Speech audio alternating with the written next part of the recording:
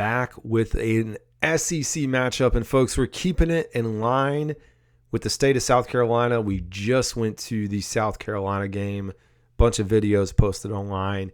Go out, check them out. Game day experience is next to nothing. It will be at night. Fantastic. But we got a big boy SEC game. I don't know how many people would have saw this coming on the calendar into this season. We have the South Carolina Gamecocks. Funny thing, last year we went to the South Carolina Vandy game. It was rainy, nasty weather. South Carolina was having a down year, and they blew out Vanderbilt. I don't know if that's going to be the case this year. But South Carolina is 5-3 overall. They have to be the best 5-3 team in the country, and I say that like hand on the Bible. 3-3 in the SEC. Their losses, Alabama, LSU, and Ole Miss.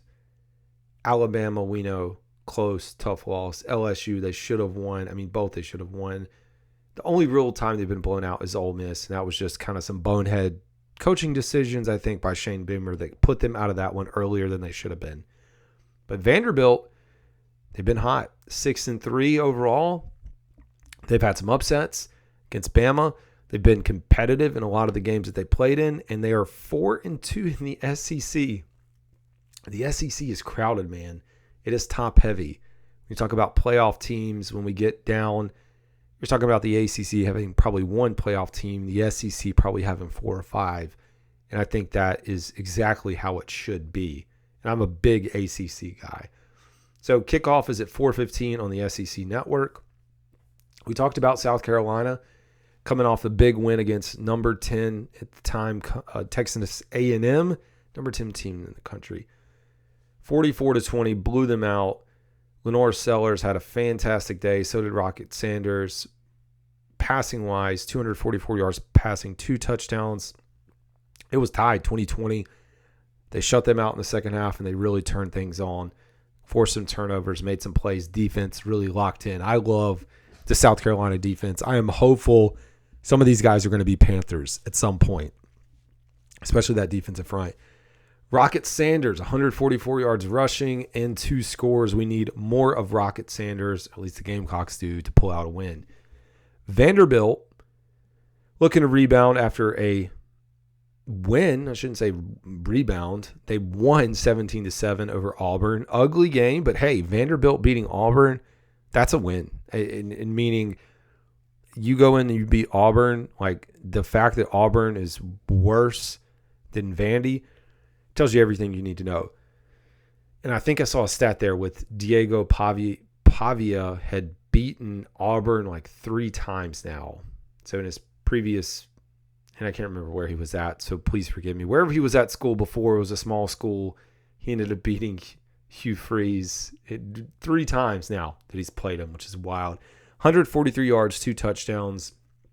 Running back Sedrick Alexander had 28 rushing yards. Key matchups for me, South Carolina passing attack versus Vanderbilt secondary. Sellers' connection with his receivers. Folks, we've seen drops. We've seen miscues. Last week when we watched it, I could not believe some of the plays. The offensive line protection wasn't fantastic. Texas A&M has a very good front. Seeing Sellers escape some of the pressure he did, I was like, how is he doing this? Everyone wanted to hype up the quarterback for Texas A&M is Lamar Jackson. I think we saw more of Lamar LaNorris than what we did out of Texas A&M's quarterback. But I think finding some rhythm in the pass game, but you got to have your receivers making plays for you. You can't be out dropping balls. Harbor, one of the fastest players in the country, you got to figure it out.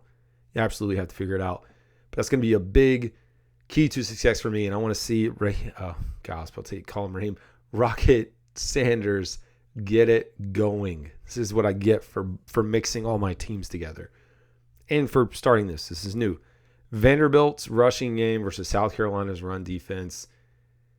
Yeah, Alexander had a tough week last week. I think Vanderbilt, for them to have any shot, they've got to be able to establish the run, control the tempo.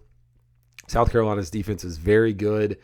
Their offense, if they connect on those plays that they've missed, they're going to be scary. And I think they are coming alive at the right time. So I really like South Carolina in this game.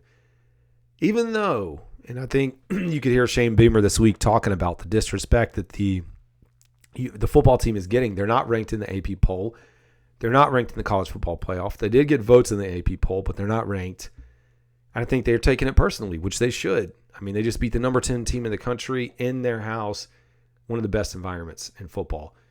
South Carolina has dominated this matchup. Like we said, they have won 14 in a row. This is a different team. That's the longest active streak in the SEC. It's wild, I guess, against the opponent. So a victory for South Carolina gives them bowl eligibility. And a win for Vandy, of course, is just going to bolster themselves as a, hey, freaking heck of a season, better bowl game. I don't know if that we're talking playoffs with them.